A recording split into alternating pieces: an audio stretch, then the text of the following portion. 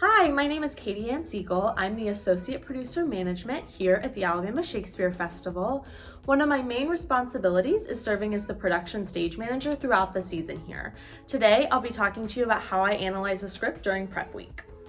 So during prep week, one of the first things I do is analyze my script. You're going to be spending a lot of time working with this script and you want to know it backwards and forwards. I always start by reading the script simply for story. It, for me, helps kind of understand the ebb and flow of the script, just understanding the storyline and the characters. Always make sure to check with your producer or your director to see if there have been any edits or changes to the script. Depending on the script and what your contract is, you may have the ability to edit it, and so your director may have made some tweaks. The next thing I go through the script and do is look for props and costumes. Depending on how complicated the script is, I do this either in one pass or two passes, and personally, I like to highlight it in removable highlighter so that when I'm in rehearsal, if I flip to a page, I can easily identify what's needed on that page for that scene. So today we're going to be looking at the Best Christmas Pageant script.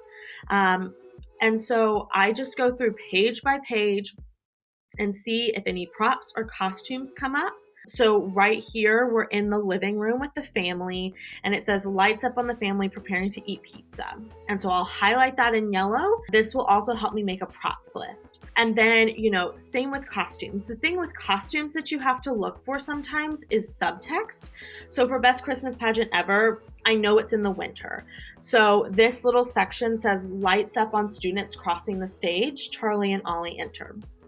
I flagged it because for me, it's important to find out where are these students when they're crossing the stage in the director's mind. Are they crossing through a school hallway? Are they crossing outside? And if they're outside, are they going to need jackets? And depending on where your director wants to set it, it may change. And so if the costume designer was imagining this being them crossing through a hallway, but your director is imagining it being them crossing the playground outside, you may need to communicate in a report that they're going to need coats in this scene.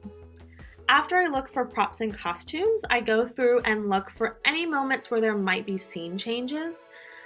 Knowing where these transitions happen will help when you talk with your scenic designer and your technical director. You will have a better idea of what the different locations of the shows are, and so you'll be able to ask how the set pieces work within that and begin to get an idea of what the scene transitions look like. This will also help you create a preliminary run sheet, and so you know what needs to move when in rehearsal. So another thing that this helps you do is to track how many people you might need to move pieces backstage.